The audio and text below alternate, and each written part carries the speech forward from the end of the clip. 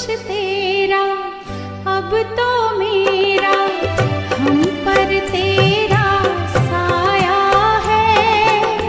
इस छाया में बाबा हमने बेहद का सुख पाया है, बेहद का सुख पाया है। याद तुम्हारी कितनी प्यारी शीतल सी छत्र छाया है। इस छाया में बाबा हमने बेहद का सुख पाया है, बेहद का सुख पाया है।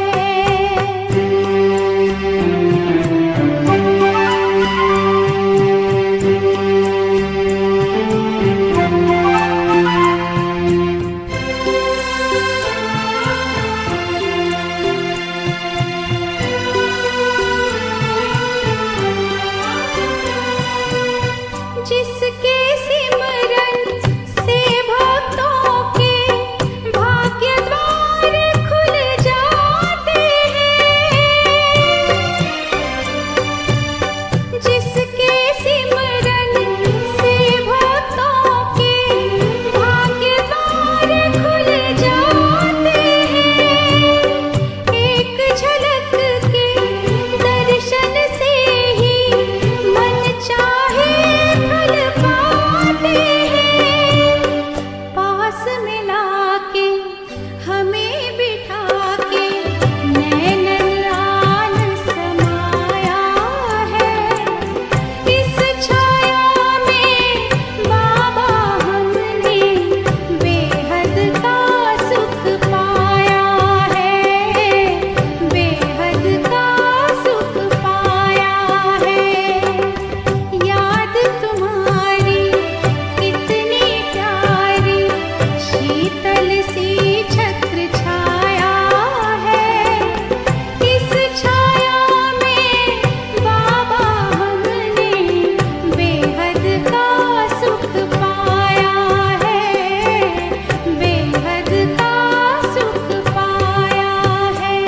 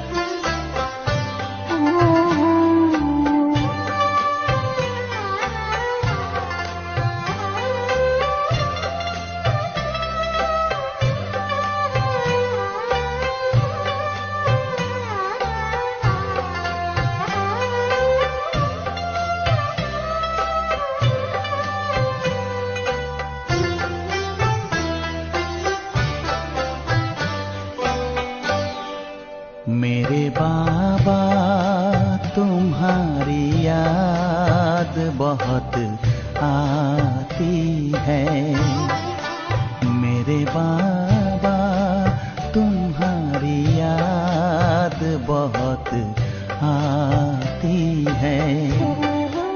नैन में प्रेम के मोती भी साथ लाती है।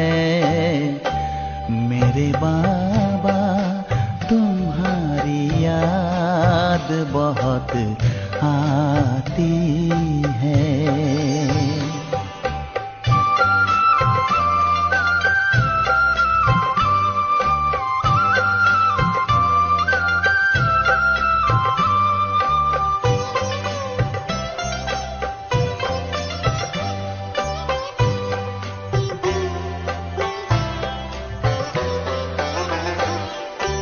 खुले जो नैन मिले सामने आए अपने, पलक जो बंद किए साथ में पाए अपने।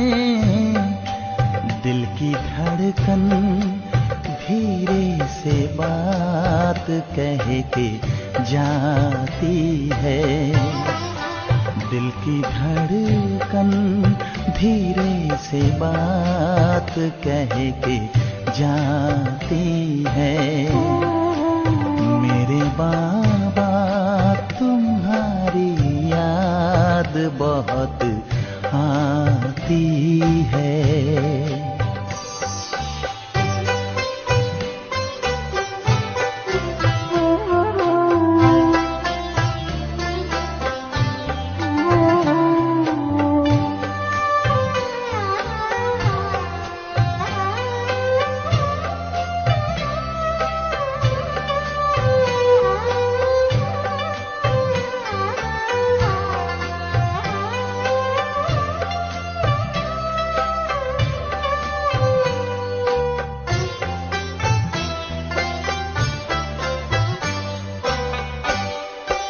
यही दिल चाहता जी भर के तुमसे बात करूं, तुम्हें देखूं सदा, तुमसे ही मुलाकात करूं। तेरे एहसान में दुनिया ये गुनगुनाती है। तेरे एहसान में दुनिया ये गुनगुनाती है। मेरे बाबा तुम्हारी याद बहुत आती है।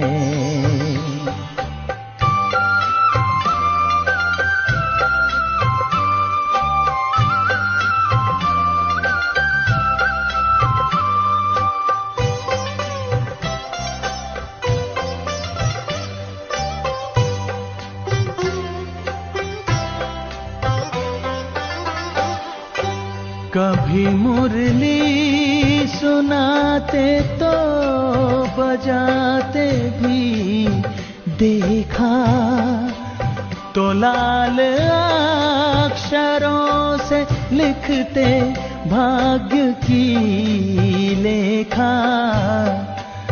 घड़ी वो आज भी भूले नहीं भुलाती है।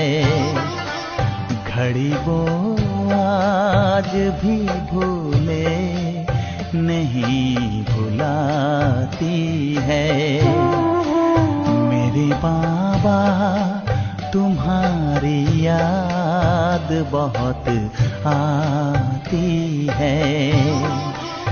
मेरे बाबा तुम्हारी याद बहुत आती है। नैन में प्रेम के मोती भी साथ लाती है। मेरे बाबा तुम्हारी याद बहुत आती है।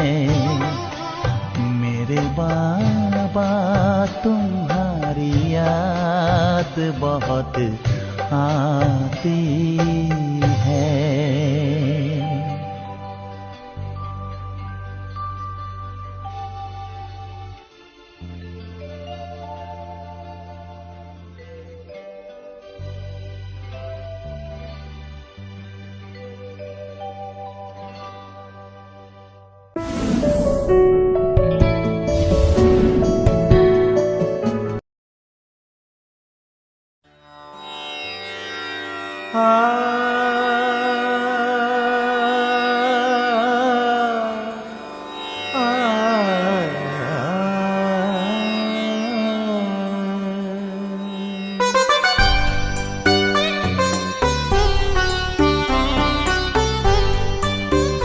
आनंद के प्रदाता हे स्नेह शक्ति दाता, अव्यक्त बाप दादा सादर पधारिए।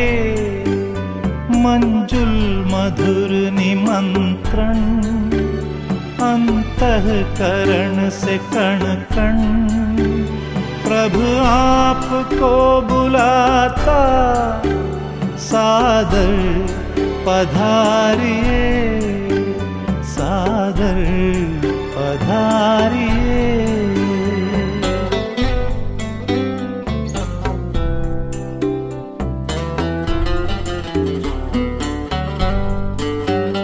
बिछड़े हैं कल्प भर के, प्यासे मिलन के कब से, बच्चे बुला रहे हैं, मिल जाओ आज हमसे। दृष्टि से सृष्टि रच दो, मुरली से रंग भर दो, वरदानों के है दाता, सादर पधारिए, सादर पधारिए।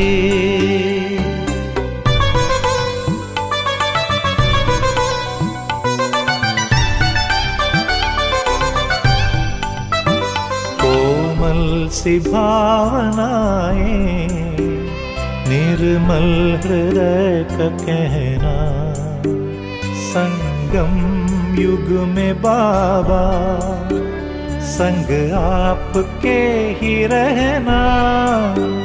धरती भी नग़्मे गाती, अंबर भी गुनगुनाता, संसार सारा गाता, सादर पधारिए, सादर पधारिए।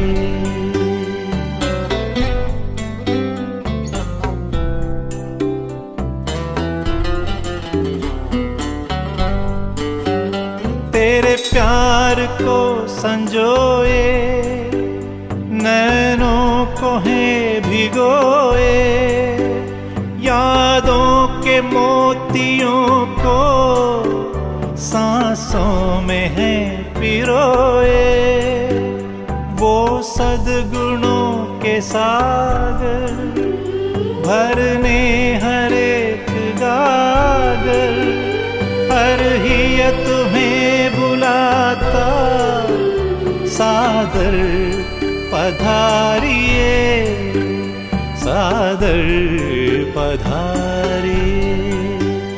आनंद के प्रदाता, हे स्नेह शक्ति दाता, अव्यक्त बाप दादा, सादर पधारिए, सादर पधारिए, सादर पधारिए।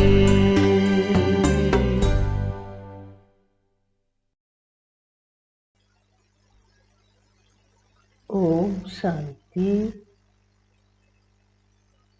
ओम शांति। Good morning. सभी बाबा के बच्चे सदा खुश स्वस्थ होंगे। बाबा के महावाक्य सुनते तो हम सब हैं, लेकिन अगर स्वस्थ मन से, शुद्ध मन से हम बाबा के महावाक्य या बाबा की मुरली सुनते हैं, तो जैसे बुद्धि में बाबा की सभी बातें टच होती जाती हैं और वो हमारी अपनी धारणाओं में आती है। धारणाएं करने में भी कभी कठिनाई नहीं होनी चाहिए। धारणा माना हमारी अपनी निजी संस्कार। तो कोई भी चीज होती है, जब कोई चीज निजी होती है तो वो सरल होती है, सहज होती है, कठिन नहीं लगती हैं। ऐसे ही बाबा के महावाक्य जब हम सब सुनते हैं तो हमें भी बहुत बहुत मतलब एक नेचुरल रूप से अपने एक संस्कार ऐसे हो कि जैसे हम इसके बिना रह नहीं सकते।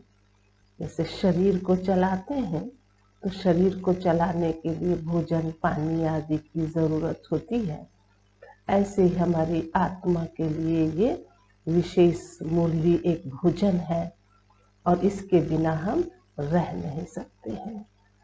तो बाबा तो बहुत रमणीक बातें सुनाते रहते हैं, बहुत अच्छा भी लगता है। कभी ऐसी बात जब सुनते हैं कि बाबा ने आज मुरली में क्या सुनाया है तो अंदर दिल से निकलता है, वाह वाह बाबा, आज आपने कितनी सुंदर बात सुनाई है। तो आज बाबा ने जो भी सुनाया है वो सुनेंगे। महावाक्य है 12/9/2021। तो आज खास बाबा ने याद शब्द को एक विशेष अंडरलाइन करवाया।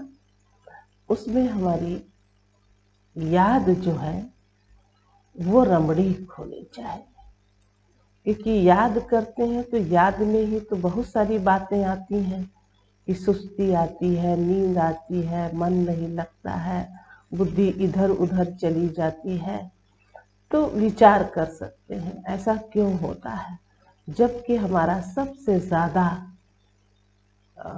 पुरुषार्थ याद के लिए ही होता है।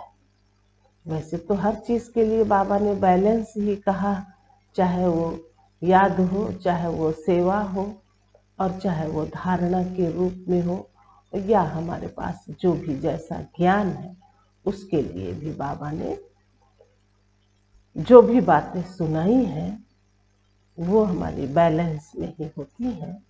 लेकिन विशेष फिर भी हर कर्म करते हुए एक बाप की याद रहे, तो ये भी एक विशेष सब्जेक्ट है याद का।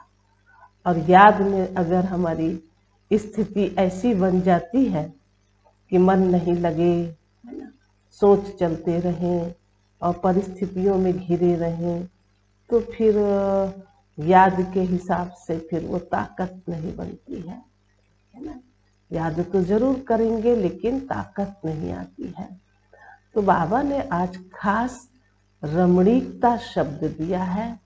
याद में रमणीकता चाहिए, और वो रमणीकता थोड़े शब्दों में बताते हैं कि हम याद तो करते हैं लेकिन जैसे एक बुत बन के बैठ गए, कभी कोई चिंतन भी नहीं होता, कोई सोच भी नहीं चलता, बस बैठे हैं बाबा को याद कर रहे हैं, कहते हैं, और वो याद करने का ढंग बस एक ही जैसा होता है। लेकिन बाबा ने कहा रमणीकता से याद करो।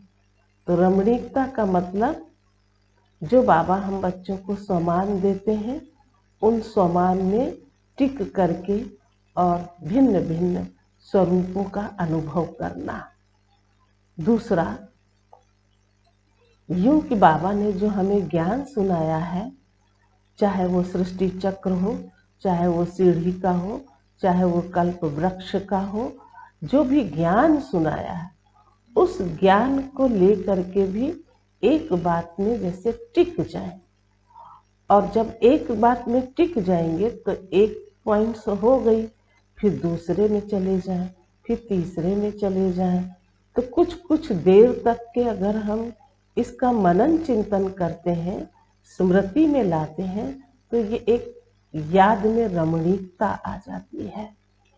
जैसे बाबा ने कहा कि लाइट हाउस बनना है, तो लाइट हाउस का मतलब अब हम बैठे, चिंतन किया और चारों तरफ अपनी मन और बुद्धि को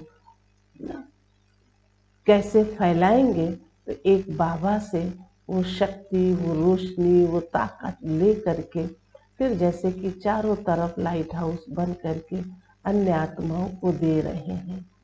और इसमें कितना भी समय हम बिता सकते हैं, ऐसे ही बाबा ने जो हम बच्चों को अपने दिल में बसाते हैं, तो कहते हैं दिल तख्त नशीन, बाप दादा के, है ना, बाप दादा के नैनों के तारे हैं, सितारे हैं। तो कुछ ऐसी बातें हैं जो हम याद रख सकते हैं, लेकिन उस समय याद नहीं आती है, तो कहते हैं नींद आती है। और कामों में तो नींद नहीं आती है, लेकिन याद में विशेष नींद आती है। तो हम भी क्या करें उसके लिए? तो जो बाबा ने ज्ञान सुनाया, जो बाबा ने हमें टाइटल दिए, उसके स्वरूप में स्थित होना ही एक याद है। तो अभी सुनते तो जरूर है बाबा के महावाक्य, ध्यान पूर्वक सुनिएगा और विशेष फिर अपना चिंतन भी चलते रहना चाहिए कि बाबा ने हमारे लिए कौन सी ऐसी बातें दी हैं जो हमें खुद में धारण करनी है। क्योंकि बाबा जब कोई ऐसी बात देते हैं, जैसे आज की मुरली में भी बाबा ने एक सिद्धांत की बात बताई। जब हमें ये बात पता है कि एक बाप दूसरा ना कोई, एक ही बाप के अलावा कोई नहीं, ये हमारा एक सिद्धांत है, तो कई चीज़ों के लिए, है ना, हमारा बुद्धि इधर उधर जा ही नहीं सकता है। अगर हम अपने सिद्धांत पर पक्के हो जाएं, जैसे हमारी धारणाओं में एक पवित्रता का एक सिद्धांत है ना, तो हम पवित्र तो रहेंगे ही रहेंगे। फिर उसमें चाहे कितने भी विघ्न बाधाएं आए, लेकिन हम अपने सिद्धांत से कभी हट नहीं सकते, है ना, मूल बात है ना। तो मूल बात को हम हमेशा अपनी बुद्धि में रख करके फिर हम शिव बाबा को प्यार से, स्नेह से याद भी करें और अपने सिद्धांत पर एकदम पक्के रहें, जिससे मन और बुद्धि का कहीं भी भटकाव नहीं हो सके। तो आज बाबा ने जो सुनाया,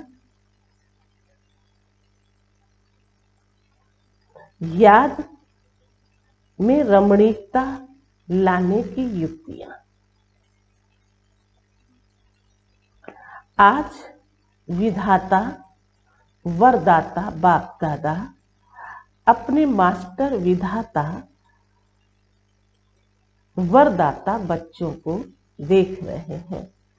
हर एक बच्चा विधाता भी बने हो तो वरदाता भी बने हो। साथ साथ बाप दादा देख रहे थे कि बच्चों का मर्तबा कितना महान है। इस संगम युग के ब्राह्मण जीवन का कितना महत्व है। विधाता वरदाता के साथ विधि विधाता भी आप ब्राह्मण हो। आपकी हर विधि सतयुग में कैसे परिवर्तित होती है, आपकी हर विधि सतयुग में कैसे परिवर्तित होती है, वो पहले भी सुनाया है। इस समय के हर कर्म की विधि भविष्य में चलती ही है। इस समय की हर कर्म की विधि भविष्य में चलती ही है, लेकिन द्वापर के बाद भी भक्ति मार्ग में इस समय के कर्म, श्रेष्ठ कर्मों की विधि भक्ति मार्ग की विधि बन जाती है। वर्तमान संगम युग पर जो हम सब बाबा के बच्चे, ब्राह्मण कुलभूषण कहलाने वाले जो कर्म इस समय जैसे भी करते हैं, तो सतयुग में भी वो हमारे कर्म का ही हिसाब बनता है। और फिर भक्ति मार्ग माना द्वापर युग शुरू होता है, तब भी वो ऐसा, है ना, विधि विधान बन जाते हैं जैसा हम अभी करते हैं। तो हमारे जीवन के साथ, है ना, बाप की जो श्रीमत, जो आज्ञाएं हैं, उनका हम जितना जैसे पालन करते हैं, वैसे भी सतयुग में भी और द्वापर युग में भी एक यादगार के रूप में आ जाते हैं, बन जाते हैं। तो बाबा ने कहा, पूज्य रूप में भी इस समय की विधि जीवन के श्रेष्ठ विधान के रूप में चलती है, और पुजारी मार्ग अर्थात भक्ति मार्ग में भी आपकी हर विधि नीति व रीति में चलती आती है। तो विधाता वरदाता और विधि विधाता भी हो। आपके मूल सिद्धांत आपको प्राप्त होने के साधन बन जाते हैं। जैसे मूल सिद्धांत बाप एक है, धर्म आत्माएं, महान आत्माएं अनेक हैं, लेकिन परम आत्मा एक है। इस मूल सिद्धांत द्वारा आधा कल्प आप श्रेष्ठ आत्माओं को एक बाप के द्वारा प्राप्त हुआ वर्षा सिद्धि के रूप में प्राप्त होता है। प्रारब्ध मिलना अर्थात सिद्धि स्वरूप बनना, और ये वर्तमान ही हमको मिलना शुरू हो जाता है ना। संगम युग पर क्या नहीं मिल रहा है, ये खुद हम अपने अंदर चिंतन करें। हाँ, जो हमें मिल रहा है, अगर हम वो उस बात को दूसरे के लिए सोचते हैं तो शायद उसके भाग्य में ना हो, और फिर भी हमें उसकी चिंता हो, है ना। तो ये हमारी धारणाओं में नहीं है। हमें कितना मिल रहा है, भगवान मुझे क्या दे रहे हैं, क्या से क्या बना दिया है, अपनी लगन में मगन रहना और प्राप्ति की विशेष रूप से अनुभूति करना, ये कम बात नहीं है। इसलिए अपने आप को विशेष रूप से देखो कि वर्तमान हम बाप के बने तो बाबा हमें कितना कितना संवार रहे हैं और कितना हमें भरपूर कर रहे हैं।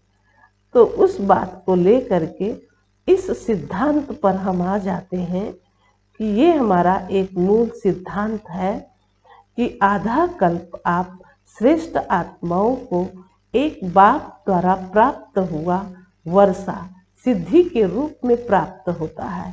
प्रारब्ध मिलना अर्थात सिद्धि स्वरूप बनना, क्योंकि एक बाप है, बाकी महान आत्माएं, धर्म आत्माएं बाप नहीं है, भाई भाई है।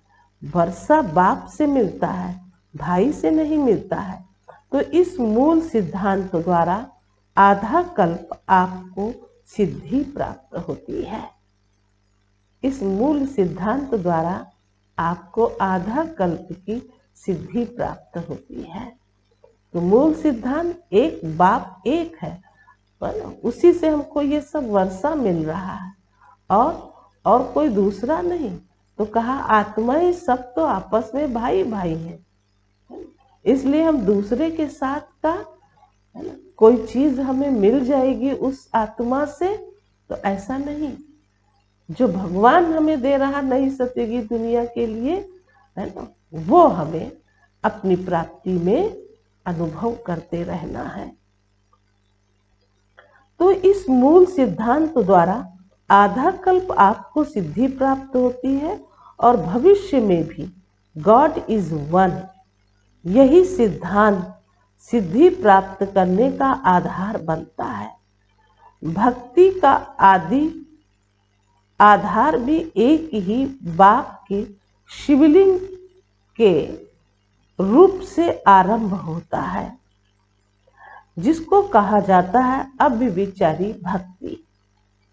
तो भक्ति मार्ग में भी इसी एक सिद्धांत द्वारा ही सिद्धि प्राप्त होती है कि बाप एक है। ऐसे जो भी आपके मूल सिद्धांत हैं, उस एक एक सिद्धांत द्वारा सिद्धि प्राप्त होती है।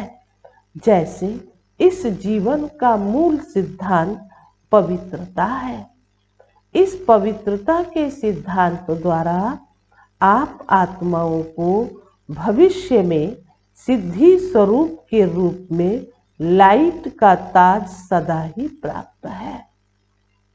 देवी देवता स्वरूप बनेंगे तो फिर रतन जड़ित ताज तो होगा ही होगा, साथ में एक लाइट का ताज होगा।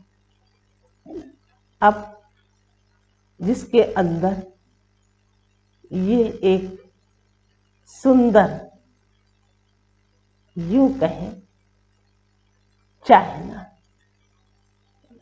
कि हमें ईश्वर क्या बना रहा है, तो हम ही वो बनने वाले हैं। तो रतन जड़ित ताज तो होगा, लेकिन लाइट का भी ताज होगा। तो मैं आत्मा कितनी पद्मा पदम भाग्यशाली हूँ, जो स्वयं भगवान आकर के हम बच्चों को, है ना, कितना सुंदर ये जीवन दिया। और हम भविष्य नई सतीगी दुनिया की तैयारी कर रहे हैं, जिसका यादगार रूप डबल ताज दिखाते हैं। और भक्ति में भी जब यथार्थ और दिल से भक्ति करेंगे तो पवित्रता के सिद्धांत को मूल आधार समझेंगे और समझते हैं कि सिवाय पवित्रता के भक्ति की सिद्धि प्राप्त नहीं हो सकती। चाहे अल्पकाल के लिए जितना समय भक्ति करते हैं उतना समय ही पवित्रता को अपनाएं, लेकिन पवित्रता ही सिद्धि का साधन है। देखो, जितना समय भगवान की स्मृति करते हैं, व्रत पूजा आदि जो भी करते हैं, उतना समय वो पवित्रता का व्रत ले लेते हैं। तो कहा ये भी एक धारणा का मूल सिद्धांत है ना, जो एक साधन बन जाता है। पवित्रता ही सिद्धि का साधन है। इस सिद्धांत को अपनाते अवश्य हैं। इसी प्रकार हर एक ज्ञान का सिद्धांत व धारणा का मूल सिद्धांत बुद्धि से सोचो। इसी प्रकार हर एक ज्ञान का सिद्धांत व धारणा का मूल सिद्धांत बुद्धि से सोचो कि हर एक सिद्धांत सिद्धि का साधन कैसे बनता है। ये मनन करने का काम दे रहे हैं। जैसे दृष्टांत सुनाया, इसी प्रकार से सोचना। तो आप विधि विधाता भी बनते हो, सिद्धि दाता भी बनते हो। इसलिए आज तक भी जिन भक्तों को जो जो सिद्धि चाहती है, वो भिन्न भिन्न देवताओं द्वारा भिन्न भिन्न सिद्धि प्राप्त करने के लिए उन्हीं देवताओं की पूजा आदि करते हैं। ये तो मालूम है कि जैसी सिद्धि की आवश्यकता है, वैसे ही उन देवी देवताओं की फिर आराधना पूजा करते हैं। क्योंकि एक पर ही जब मन टिका देते हैं तो वो फिर आत्मा सिद्धि स्वरूप बन जाती है। ये भक्ति की प्राप्ति है ना। जैसे कोई गायत्री मंत्र का जाप करते करते फिर उसी अनुसार फिर उसको वैसी सिद्धि प्राप्त हो जाती है, तो उससे उसके बहुत सारे काम हो जाते हैं। फिर कभी कोई काली माँ का भी, है ना, अपने अंदर एक धारणा बना लेता है और फिर उसके लिए भी वो पूजा पाठ आदि जो भी उनकी, है ना, चाहनाएं होती हैं देवी देवताओं के प्रति, वो सब फिर वो पूरी कर देते हैं। ऐसे बहुत सारे देवी देवताएं हैं। उन देवी देवताओं को याद करते करते, है ना, याद क्या करते हैं, पूजा पाठ आदि करते, है ना, वो सिद्ध स्वरूप आत्माएं बन जाती हैं। तो जब भक्ति में लागू है तो वर्तमान तो हम बाबा के बच्चे हैं, और बच्चों को इसी समय क्या नहीं प्राप्त है, इसी समय। तो वो सब प्राप्ति हमारे इस समय के, है ना, इतना सुंदर जो युग है उसमें हमें ये सब कुछ प्राप्त हो रहा है। तो रिद्धि सिद्धि जो होती है वो अल्पकाल के लिए प्रभावशाली होती है, लेकिन आपकी यथार्थ विधि द्वारा सिद्धि है। आपकी यथार्थ विधि द्वारा सिद्धि है। एक लाइन छूटी हुई है, कहा जिसको स्वयं सर्व सिद्धियां प्राप्त हैं, वही औरों को भी सिद्धि प्राप्त कराने के निमित्त बन सकते हैं। सिद्धि खराब चीज नहीं है, क्योंकि आपकी रिद्धि सिद्धि नहीं है। रिद्धि सिद्धि जो होती है वो अल्पकाल के लिए प्रभावशाली होती है, लेकिन आपकी यथार्थ विधि द्वारा सिद्धि है। इसलिए ईश्वरीय विधि द्वारा जो सिद्धि प्राप्त होती है वो सिद्धि भी ईश्वरीय सिद्धि है। जैसे ईश्वर अविनाशी है तो ईश्वरीय विधि और सिद्धि भी अविनाशी है। रिद्धि सिद्धि दिखाने वाले स्वयं भी अल्पज्ञ आत्मा है, उन्हों की रिद्धि सिद्धि भी अल्पकाल की है। लेकिन आपकी सिद्धि सिद्धांत की विधि द्वारा सिद्धि है। कितना अंतर है भक्ति में और ज्ञान में। भक्ति में रिद्धि सिद्धि की बात आती है जो अल्पकाल के लिए प्राप्त होती है, और बाबा ने जो सिद्धि की बात कही है वो बच्चों को प्राप्त होती है ना, और वो सदा काल के लिए। सतयुगी दुनिया जो है वहाँ हम सब देवी देवता के रूप में होंगे तो वो एक सिद्धि ही तो है जो वर्तमान हम, है ना, ऐसा एक बाप दूसरा न कोई, ऐसी स्थिति में स्थित हो करके कर्म व्यवहार में जो हम आते हैं तो वो एक सिद्ध आत्मा ही तो बन जाते हैं ना। तो ऐसी सिद्धि के लिए बाबा ने कहा उनकी तो अल्पकाल के लिए होती है और तुम्हारी सदा काल के लिए, और स्वरूप में अभी आ जाते हो। लेकिन आपकी सिद्धि सिद्धांत की विधि द्वारा सिद्धि है, इसलिए आधा कल्प स्वयं सिद्धि स्वरूप बनते हो और आधा कल्प आपके सिद्धांत द्वारा भक्त आत्माएं यथाशक्ति तथा फल की प्राप्ति व सिद्धि की प्राप्ति करते आते हैं। क्योंकि भक्ति की शक्ति भी समय प्रमाण कम होती जाती है।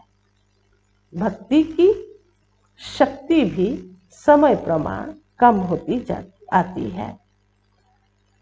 सतो प्रधान भक्ति की शक्ति भक्त आत्माओं को सिद्धि की अनुभूति आजकल के भक्तों से ज्यादा कराती है। इस समय की भक्ति तमो प्रधान होने के कारण न यथार्थ सिद्धांत रहा है और न सिद्धि रही है। न सिद्धांत न सिद्धि, है ना, जो यथार्थ होना चाहिए वो नहीं। तो इतना नशा रहता है कि हम कौन हैं। इतना सुनाने के बाद बाबा ने फिर बच्चों की तरफ ये बात दे दी कि आखिर, है ना, भक्ति की बात को भी समझ लिया, अल्पकाल भी जो मिलता है वो भी समझ लिया, तो फिर और सतयुगी दुनिया के विषय में भी जान लिया, तो हमें क्या करना चाहिए। उसके लिए क्या आपको ये नशा है कि हम सदा के लिए सिद्धि स्वरूप आत्माएं बन करके नई सतयुगी दुनिया में सुंदर पाठ बजाएंगे। तो इतना नशा रहता है कि हम कौन हैं, सदा इस श्रेष्ठ स्वमान की स्थिति की सीट पर सेट रहते हो क्या। कितनी ऊंची सीट है। जब इस स्थिति की सीट पर सेट रहते हो तो बार बार अपसेट नहीं होंगे। ये पोजीशन है ना, कितना बड़ा पोजीशन है। विधि विधान सिद्धि दाता, तो जब इस पोजीशन में स्थित होंगे तो माया अपोजिशन नहीं करेगी, सदा ही सेफ रहेंगे। अपसेट होने का कारण ही ये है कि अपनी श्रेष्ठ स्थिति की सीट से साधारण स्थिति में आ जाते हो। अपसेट होने का कारण ही ये है कि अपनी श्रेष्ठ स्थिति की सीट से साधारण स्थिति में आ जाते हो। तो याद में रहना व सेवा करना एक साधारण दिनचर्या बन जाती है। लेकिन याद में भी बैठते हो तो अपने कोई न कोई श्रेष्ठ स्वमान की सीट पर बैठो। सिर्फ ऐसे नहीं कि याद के स्थान पर, चाहे योग के कमरे में, चाहे बाबा के कमरे में बेड से उठकर बैठ गए व सारे दिन में जाकर बैठ गए, लेकिन जैसे शरीर को योग्य स्थान देते हो वैसे पहले बुद्धि को स्थिति का स्थान दो।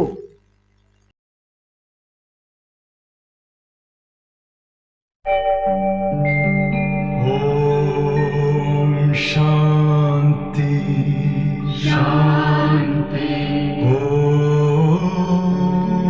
शांति अंतर मन में ज्योति जगा लो, होगा दूर अंधेरा।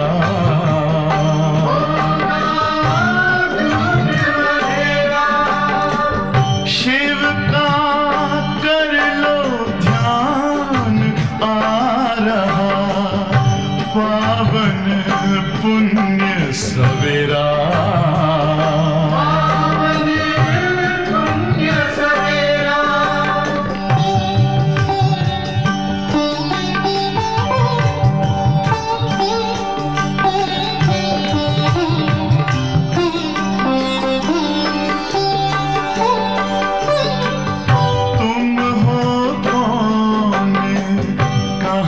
से आए अपने आप को जानो,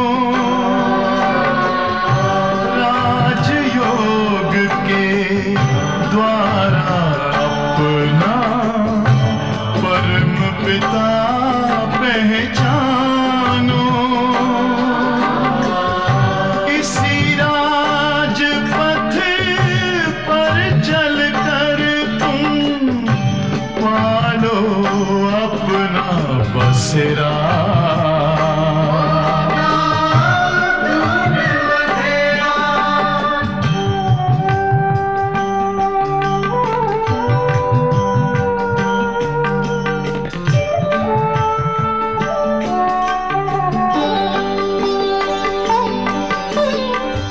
तुम हो आत्मा तन से न्यारे, परमात्मा को प्यारे।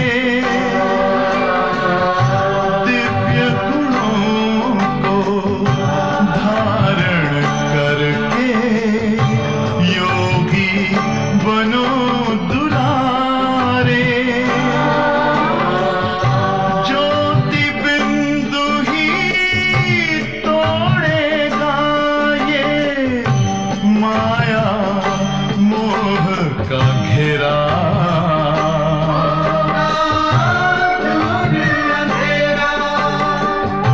अंतर मन में ज्योति जगा लो, होगा दूर अंधेरा।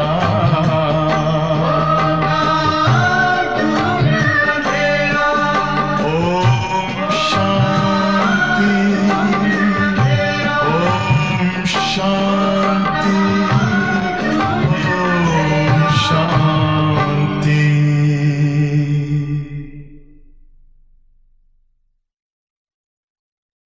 है ना? तो मतलब एक उदाहरण के तौर से शिव बाबा ने कहा, याद के लिए भी, है ना, कहीं बाबा के कमरे में बैठते हैं, कहीं कोई ऐसा स्थान बना होता है वहां भी जा कर के बैठते हैं, है ना। तो जैसे शरीर को बिठाने के लिए, है ना, या ऐसे ऐसे स्थान निश्चित करते हैं, तो बाबा ने कितनी सूक्ष्म बात सुनाई कि अपनी बुद्धि को भी स्थान दो, तो वो स्थान श्रेष्ठ होना चाहिए। और वो स्थान कौन सा हो सकता है, बता तो सकते हो, जान सकते हो? पहले ये चेक करो कि बुद्धि को स्थान ठीक दिया है, पूछा है, बुद्धि को स्थान ठीक दिया है। तो ईश्वरीय नशा सीट से स्वतः ही आता है। तो बुद्धि को स्थान जब अच्छा देंगे तो फिर उसमें और नशा बढ़ेगा।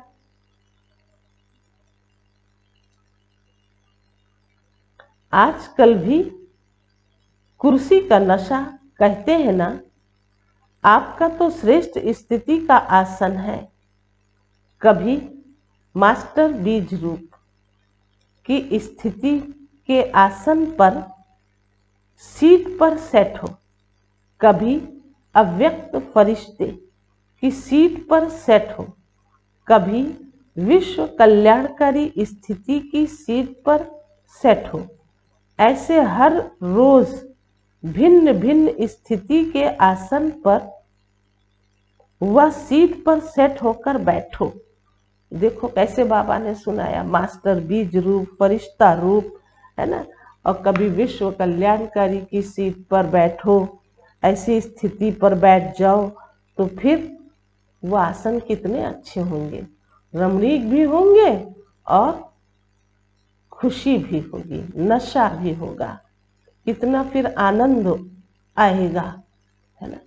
और ऐसी आत्मा के को तो फिर वही चीज चाहिए ना। तो जैसे शरीर के लिए स्थान नियुक्त करते हो, ऐसे फिर आत्मा के अंदर बैठी हुई बुद्धि, मन, उसको भी तो ठिकाना दो अच्छा, है ना। बना क्या देंगे आप, क्या ठिकाना देंगे? तो मन बुद्धि को बिठाना है तो वो स्थान है ना, शांत चित्त करके और परम धाम तक मन बुद्धि को पहुंचाना। सूक्ष्म वतन से परम धाम, परम धाम से सूक्ष्म वतन तक। तो ऐसे हम फिर जब चिंतन करेंगे, मनन करेंगे, तो फिर मजा तो आएगा ना। याद तो एक बाबा की ही है, तो वो हमें करते रहना है। वही हमारा एक श्रेष्ठ आसन, श्रेष्ठ सीट होगी। तो ऐसे हर रोज भिन्न भिन्न स्थिति के आसन पर व सीट पर सेट होकर बैठो। अगर किसी को भी सीट सेट नहीं होती तो हलचल करते हैं ना, कभी ऐसा करेंगे, कभी वैसा करेंगे। ये बुद्धि भी हलचल में तब आती है जब सीट पर सेट नहीं होते हैं। जानते तो सब हैं कि हम ये हैं। अगर अभी ये पूछें कि आप कौन हैं, तो फिर लंबी लिस्ट अच्छी निकल आएगी। अगर अभी ये पूछें कि आप कौन हैं, तो लंबी लिस्ट अच्छी निकल आएगी। लेकिन हर समय जो जानते हो वो अपने को मानो। हर समय जो जानते हो वो अपने को मानो। सिर्फ जानो नहीं, मानो। क्योंकि जानने से सूक्ष्म में खुशी तो रहती है, हाँ मैं ये हूँ, लेकिन मानने से शक्ति आती है। तो बाबा सुना रहे थे जानना और मानना। तो जब जानते हैं तो जानने के साथ साथ मानने की भी बात आती है। तो फिर जो जानते हो वो मानो भी। तो बाबा ने कहा मानने से शक्ति आती है और मानकर चलने से नशा रहता है। जैसे कोई भी पोजीशन वाले जब सीट पर सेट होते हैं तो खुशी होगी, लेकिन शक्ति नहीं होगी। तो जानते हो लेकिन मानकर चलो और बार बार अपने से पूछो, चेक करो कि सीट पर सेट हूं या साधारण स्थिति में नीचे आ गया। सीट पर सेट हूं या साधारण स्थिति में नीचे आ गया। जैसे कहा ना कि अभी अगर ये पूछा जाए कि अपनी लिस्ट निकालो जो भी तुम जानते हो, तो वो अच्छी खासी लिस्ट निकल आएगी।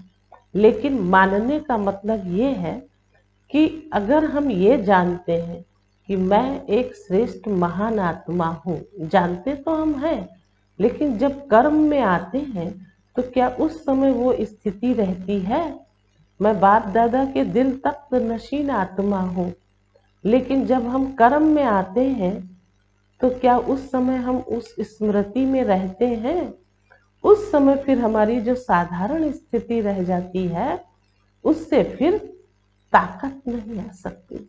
इसलिए ताकत आने के कारण, शक्ति भरने के कारण हमें हर समय अपने आप को मानना होगा। मैं कितनी महान भाग्यशाली आत्मा हूँ, कर्म भी कर रही हूँ, है ना, जिससे कि हमारे अंदर वो शक्तियाँ आती जाएं। ये हमारी अपनी धारणा और हमारा अपना चिंतन सदैव होता रहना चाहिए।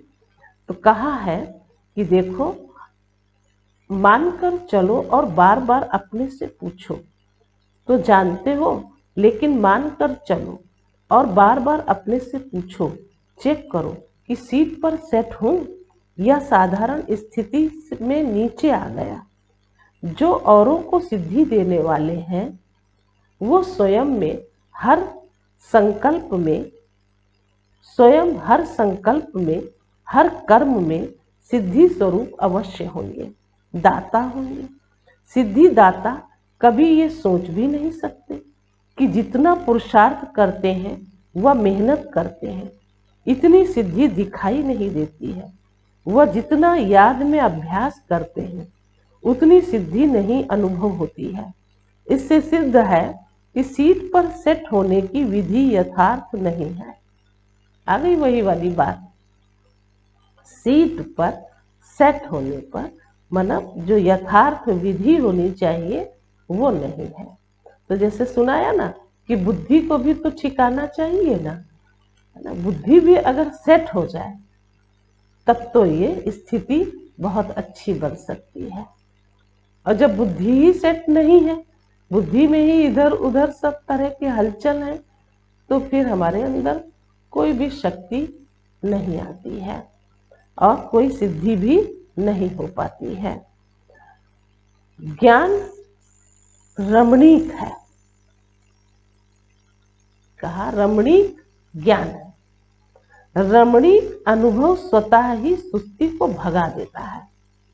ये बहुत अच्छी सुनने की बात है, सुनने क्या समाने की भी बात है, क्योंकि हम तो सुना रहे हैं इसलिए हम कह दे रहे हैं कि हाँ सुनने की बात है, लेकिन सच तो यही है कि जो सुनाने वाला है और सुनने वाला है दोनों को ये बात समा के रखने वाली है कि बाबा ने कितनी अच्छी बातें सुनाई हैं और उसको हमें जरूर प्रैक्टिकल में करना है। जो प्रैक्टिकल करना ही माना एक स्वरूप में आने की बात है। तो बाबा ने कहा रमणीक ज्ञान तो है, रमणीक अनुभव स्वतः ही सुस्ती को भगा देता है। ये तो कई कहते हैं वैसे नींद नहीं आएगी, लेकिन योग में नींद अवश्य आएगी। ये क्यों होता है? ऐसी बात नहीं कि थकावट है, लेकिन रमणीक रीति से और नेचुरल रूप से बुद्धि को सीट पर सेट नहीं करते हो, है ना। नेचुरल रूप से और रमणीक रीति से बस बुद्धि को आप सेट नहीं करते हो, इसलिए फिर वो चीज है ना नहीं आ पाती है। सेटिंग ही नहीं है तो क्या करेंगे? तो कहा ये तो कई कहते हैं ना वैसे नींद नहीं आएगी, लेकिन योग में नींद अवश्य आएगी। ये क्यों होता है? ऐसी बात नहीं कि थकावट है, लेकिन रमणीक रीति से नेचुरल रूप से बुद्धि को सीट पर सेट नहीं करते हो। तो सिर्फ एक रूप से नहीं, लेकिन वैरायटी रूप से सेट करो। एक रूप से नहीं, लेकिन वैरायटी रूप से सेट करो। वही चीज अगर वैरायटी रूप से परिवर्तन कर यूज करते हैं, वही चीज अगर वैरायटी रूप से परिवर्तन कर यूज करते हैं तो दिल खुश होती है। जैसे खाने पीने की भी चीजें देखो, तो अगर एक चीज रोज रोज खाते हैं तो बस जानते तो हम हैं कि ये चीज है और यही हमारे खाने की भी चीज है, लेकिन उसको अगर हम बदल देते हैं, कोई विधि बनाने की विधि बदल देते हैं, फिर जब खाते पीते हैं तो कितना स्वादिष्ट लगता है, कितना अच्छा लगता है। तो ऐसे ही जो हमारी याद की एक विधि है, तो हम एक ही तरीके से अगर बैठते हैं तो फिर वो बैठना ही समझो, है ना, चेंज कहाँ से आएगा? हम वही सोचते हैं, सिर्फ मैं आत्मा हूँ, शांत स्वरूप हूँ, प्रेम स्वरूप हूँ, आनंद स्वरूप हूँ, सुख स्वरूप हूँ। बस रोज अगर हम ऐसे ही बैठेंगे और उस हिसाब से फिर हमको सुस्ती आ जाएगी, है ना। ये भी तो एक माया है ना। तो माया कैसे अपना रूप दिखा के आ जाती है सामने, है ना। कर तो हम प्यार से ही रहे थे, लेकिन बस जरा सी रुकावट हुई और नींद में आ जाएंगे, या फिर सुस्ती ऐसी आएगी जो मन भी नहीं लगेगा। इसलिए बाबा ने बुद्धि के लिए खास बात दी।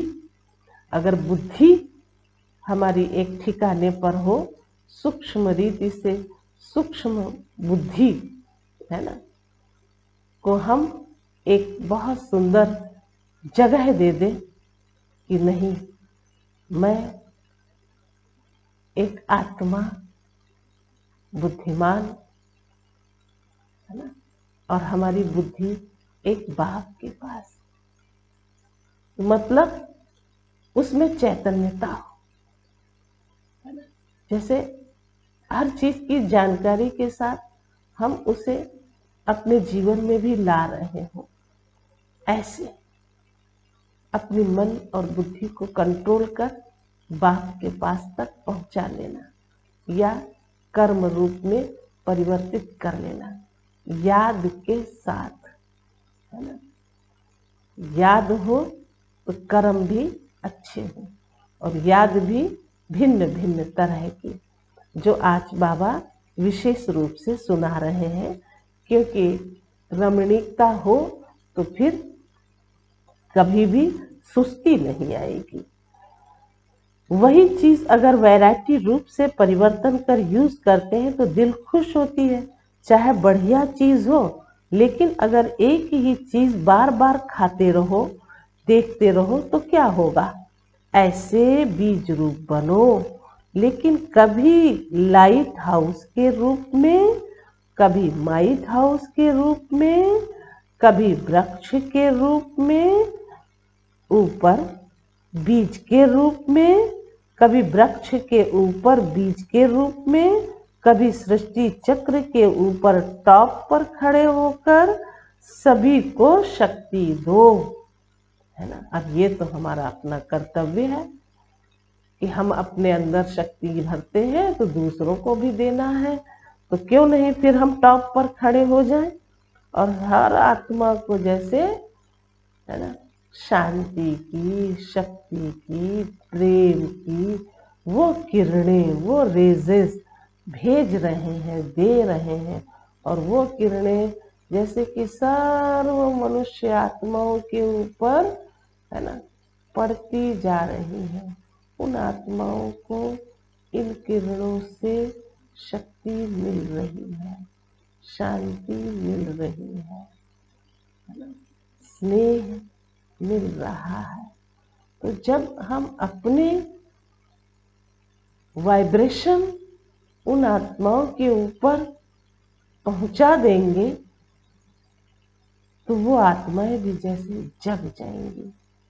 इसका एक उदाहरण है ना, राम ने बंदर की सेना लिया और उसको युद्ध पर भेजा।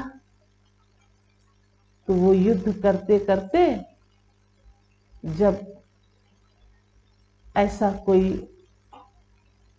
तीर लगा तो पूरी पूरी जनता जो है, बंदर की सेना, वो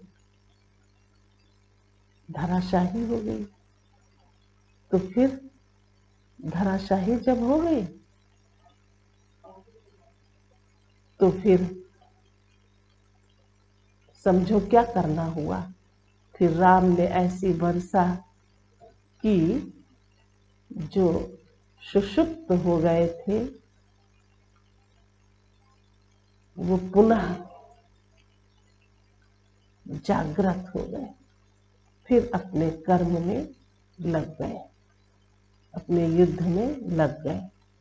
ऐसे ही हम मनुष्य आत्माएं, है ना, जैसे बेहोश है, सुषुप्त है ना, और वो चाहे अज्ञानता मान लो और चाहे यूं कहें कि उन सभी का अटेंशन ना हो।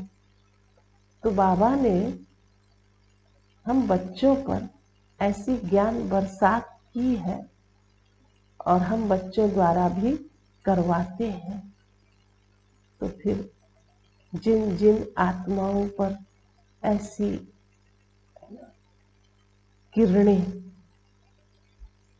शांति की, शक्ति की, प्रेम और आनंद की पहुंच जाएंगी तो वो आत्माएं स्वतः जागृत हो जाएंगी और फिर अपने कार्य व्यवहार में लग जाएंगी। ऐसे बाबा उदाहरण भी दे करके बच्चों को कैसे सुंदर रूप से सुनाते हैं। तो कहा ऐसे टॉप पर खड़े हो जाओ, फिर सभी को शक्ति दो। तो भिन्न भिन्न टाइटल मिलते हैं, वो रोज भिन्न भिन्न टाइटल अनुभव करो। कभी नूरे रतन बन बाप के नैनों में समाया हूँ, कभी नूरे रतन बन बाप के नैनों में समाया हूँ। इस स्वरूप की अनुभूति करो। कभी मस्तक मणि बन और कभी तख्त नशीन बन, भिन्न भिन्न स्वरूपों का अनुभव करो। वैरायटी करो तो रमणीकता आएगी। बाप दादा रोज मुरली में भिन्न भिन्न टाइटल देते हैं। क्यों देते हैं? उसी सीट पर सेट हो जाओ।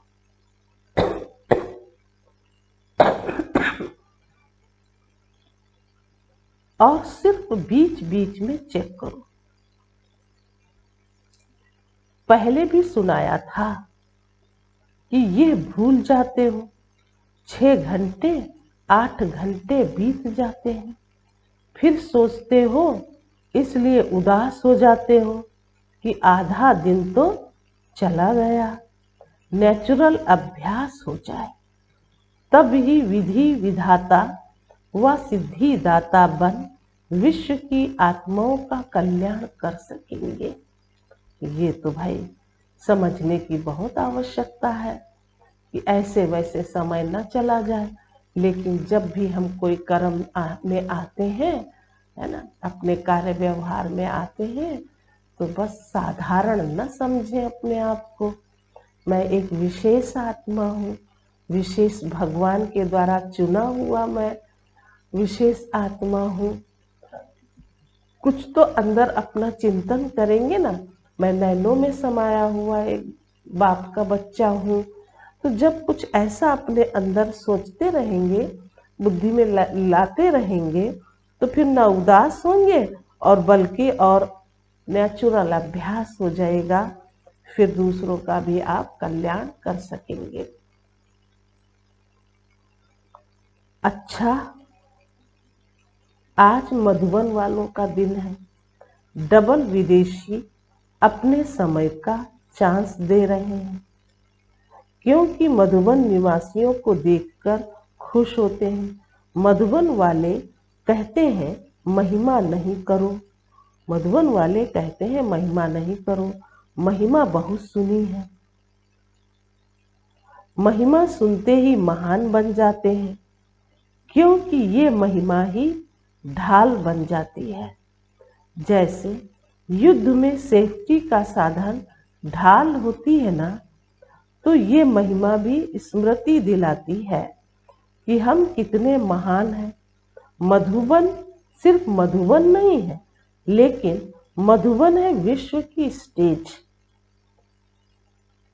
मधुबन में रहना अर्थात विश्व की स्टेज पर रहना। तो जो स्टेज पर रहता है वो कितना अटेंशन से रहता है। साधारण रीति से कोई किसी भी स्थान पर रहता है तो इतना अटेंशन नहीं रहता है, लेकिन जब स्टेज पर आएगा तो हर समय हर कर्म पर इतना ही अटेंशन होगा। तो मधुबन विश्व की स्टेज है। देखो कितनी बड़ी महानता है। है ना। कैसे वो बाबा के बच्चे महान हैं जो मधुबन में रह करके, है ना, और फिर सारे विश्व की स्टेज बाबा ने कही। तो हर एक तो देखेगा ना मधुबन वासियों को, तो चारों ओर की नजर मधुबन के ऊपर ही है। वैसे भी सबका अटेंशन स्टेज की तरफ जाता है। तो मधुबन निवासी सदा विश्व की स्टेज पर स्थित है। साथ साथ मधुबन एक विचित्र गुंबज है। गुंबज का नाम सुना है? गुंबज जहाँ होता है वहाँ आवाज करने पर वो आवाज गूंजती है। तो कहावत में है ना, जैसा कर्म हम करेंगे हमें देख और करेंगे। तो ये वही स्थिति का मतलब वर्णन है कि जो गुंबज की बात बाबा ने सुनाई। कहा एक विचित्र गुंबज है, और गुंबज जो होते हैं उसका आवाज अपने तक आता है, घूम के हमारे पास वो आवाज आएगी। लेकिन मधुबन ऐसा विचित्र गुंबज है जो मधुबन का जरा सा आवाज विश्व तक चला जाता है। जैसे आजकल के पुराने जमाने के कई ऐसे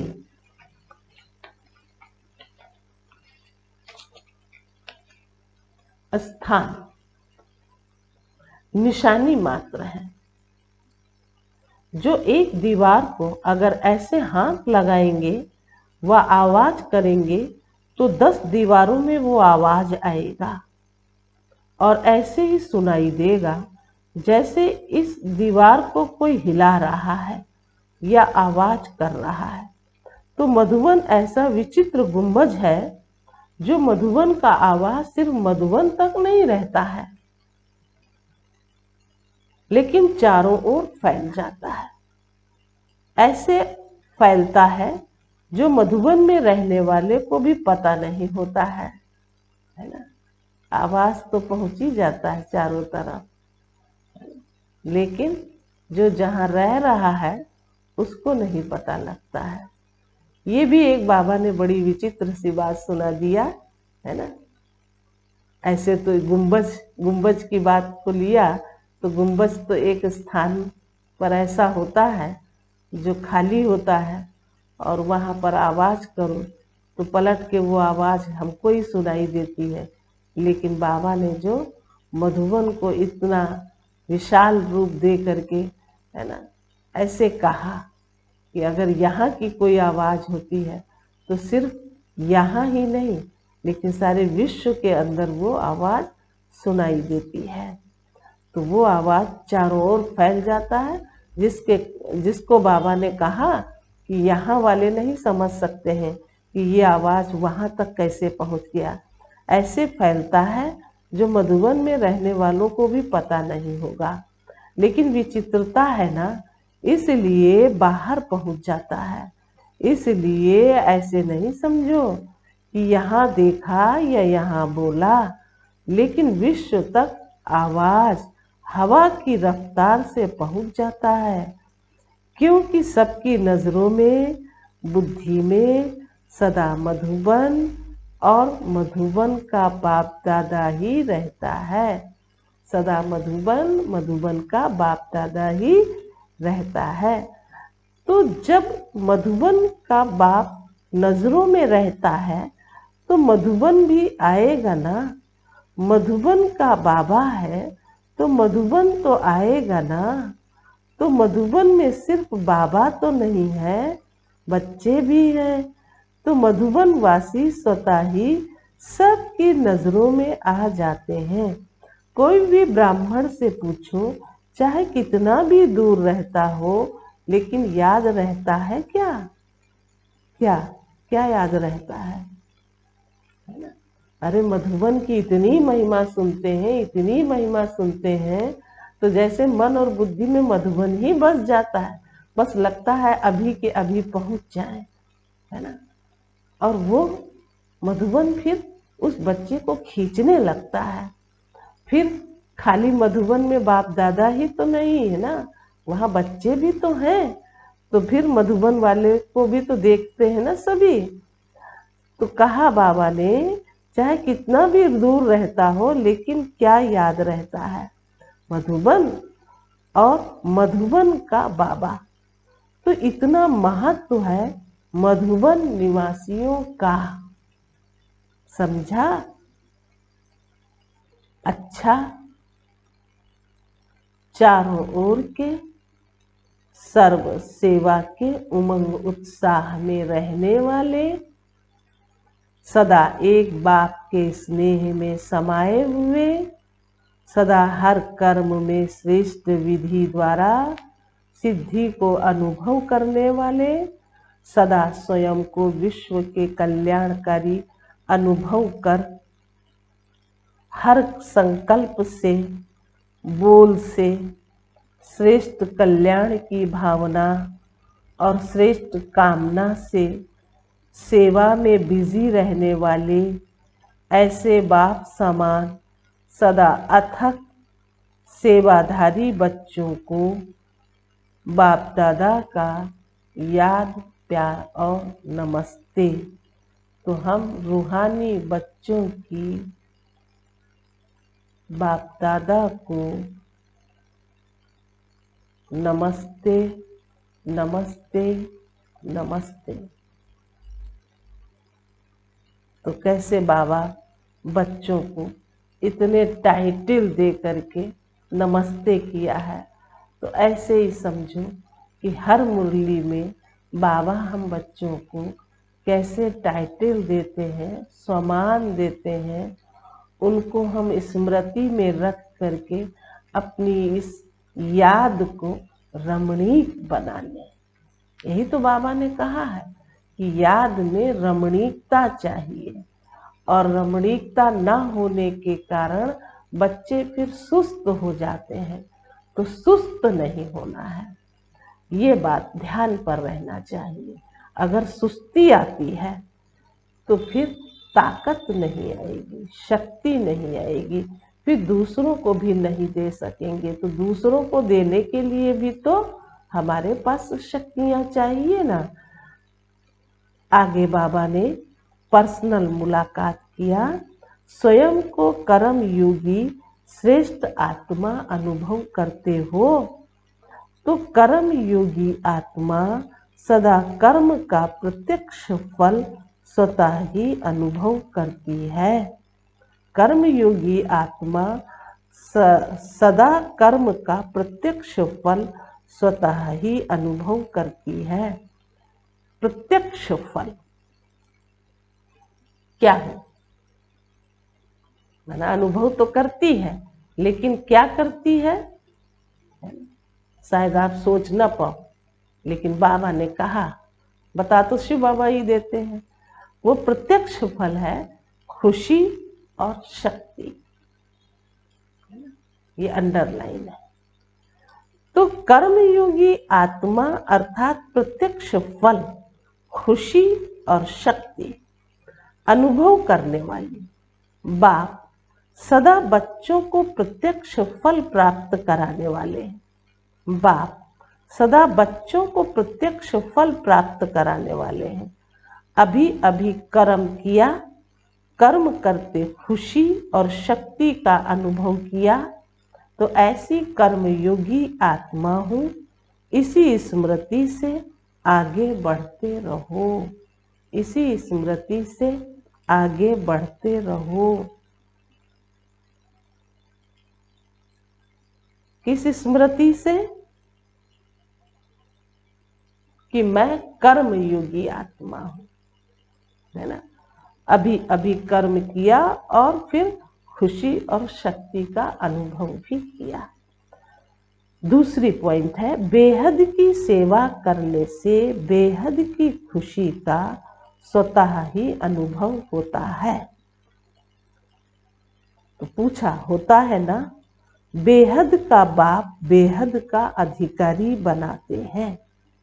बेहद सेवा का फल, बेहद का राज्य भाग्य स्वतः ही प्राप्त होता है।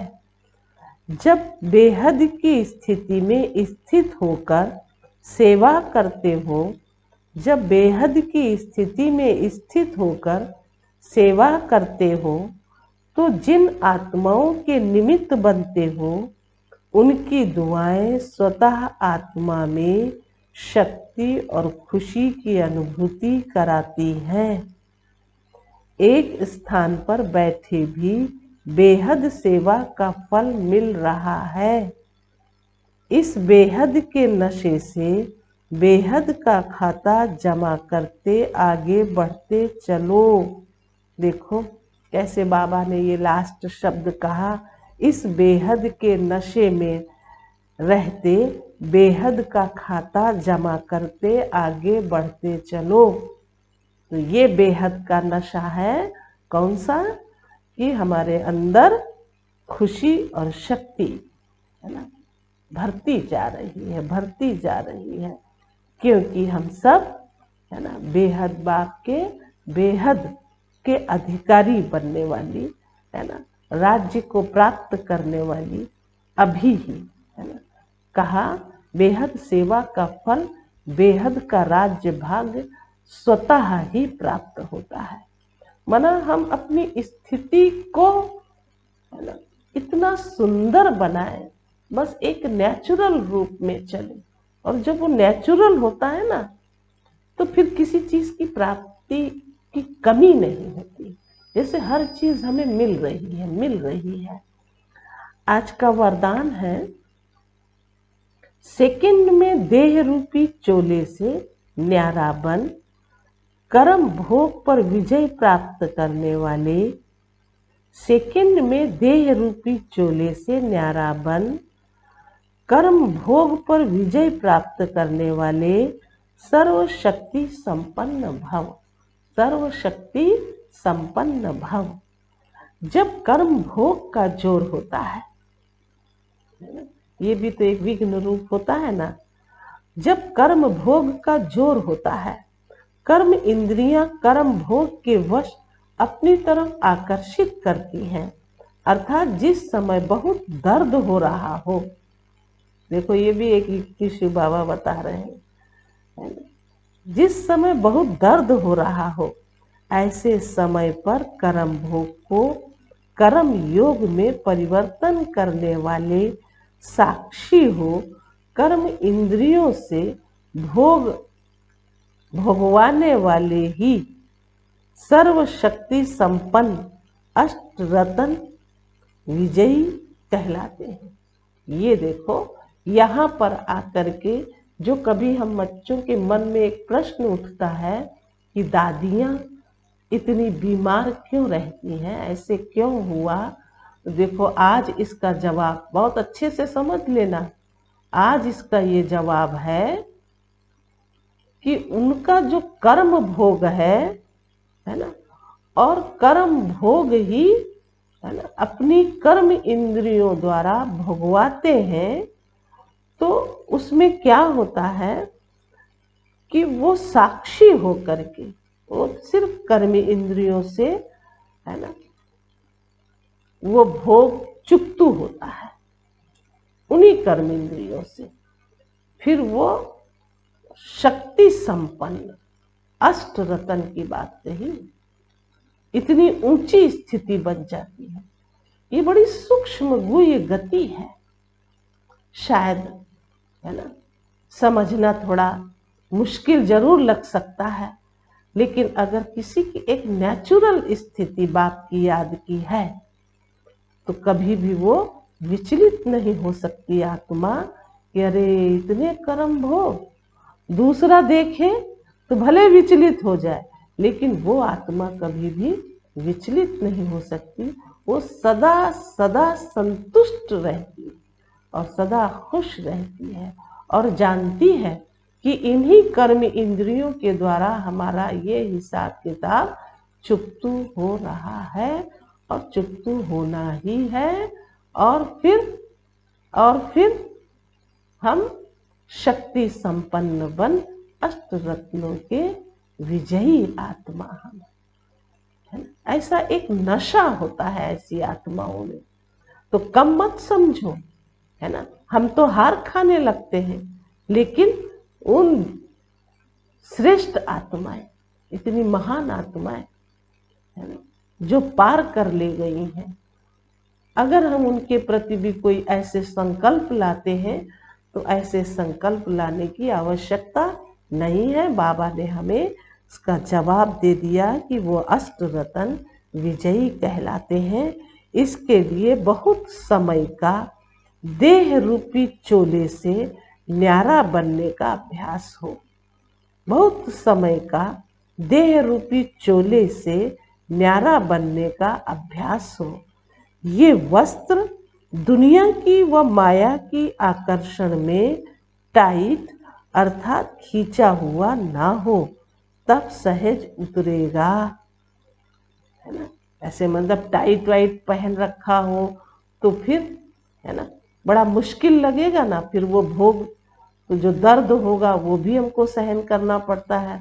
लेकिन ऐसे में क्या होता है, जब लूज मीन्स माना अशरीरी बनने का अभ्यास बढ़ा लेते हैं, चोले से न्यारा बनने लगते हैं, तो बस उस समय हम, भले वो शरीर भोग रहा हो, लेकिन हम आत्मा जो है वो एकदम न्यारी शांत चित हो जाती है। जैसे कि हमें बस इस चीज के लिए एक संकल्प मात्र रहता है कि बस ये तो हिसाब किताब पूरा हुआ, अब चले हम वतन की ओर। इतनी खुश होती है वो आत्मा, इतनी खुश होती है कि बस कोई और नहीं। तो ये भी एक हिसाब है। ऐसा हमें, है ना, बड़े प्यार से, ध्यान से समझ करके और अपने जीवन में लाना है। ये नहीं समझना है कि मैं बीमार हूँ, मैं बीमार हूँ। बहुत अच्छी और ऊंची बात बाबा ने बताई है, इसलिए कभी ये नहीं सोचना, है ना। तभी कहा कि सहज सरल हो, खींचा हुआ ना हो, है ना।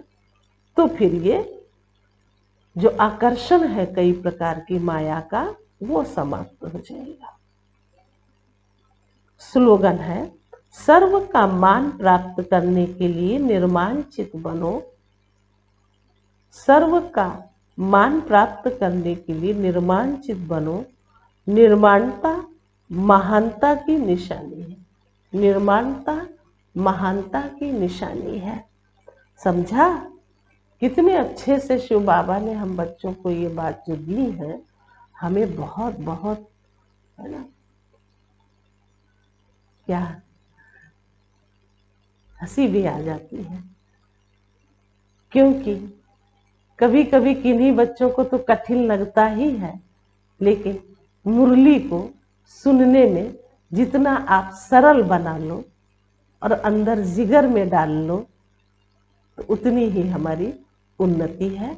और हमारे अंदर के जो विकृत रूप है, कैसे भी है ना, या हम कर नहीं पाते हैं, एक साधारण रूप भी समझ लेते हैं, तो वो आप कर ले जाओगे, है ना। वो चीजें फिर अंदर की कमी कमजोरी को समाप्त कर देंगी।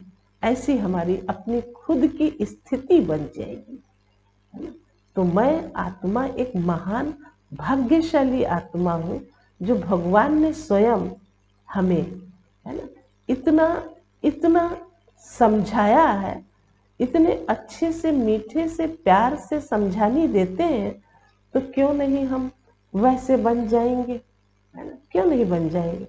तो कभी भी, है ना, दिल शिकस्त, उदास, निराश नहीं होना, और सदैव उमंग उत्साह के पंख लगा करके एक बाप दूसरा ना कोई, ऐसी स्थिति को सदैव सदैव के लिए एक नेचुरल रूप में बना लेना है।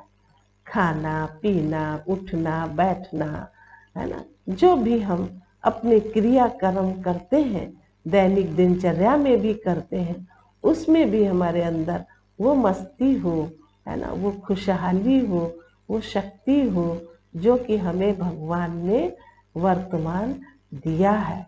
तो वर्तमान से भविष्य बना हुआ है, और भविष्य से फिर, है ना, द्वापर युग में आएंगे तो भक्ति भी हमारे लिए है और दूसरों के लिए भी है। तो फिर हम वैसे भक्ति में भी तो करेंगे ना। तो सारी बातें तो शिव बाबा ने सुना दिया, इसलिए अच्छे से प्यार से अपनी बातों को, है ना, समझो जो शिव बाबा ने समझाई है, और हमें अपने आप में परिवर्तन तो करना ही है। तो याद में क्या होना चाहिए? याद में रमणीकता होनी चाहिए, और रमणीकता से फिर हमें सिद्धि मिलती है। और सिद्धि भी तब होती है जब हमने अपने जो सिद्धांत बनाए हुए हैं, बाप दादा द्वारा मिले हुए हैं, उन सिद्धांतों में हम एकदम पक्के और मजबूत, है ना, और बढ़िया अच्छे से रहे, बनाए रखेंगे, तो वो सिद्धि स्वरूप बना ही देंगे। अच्छा, ओम शांति, ओम शांति। और साथ में अगर हम कह देते हैं सुख और शांति और शक्ति से हम आत्माएं सदैव भरपूर रहें, भरपूर रहें।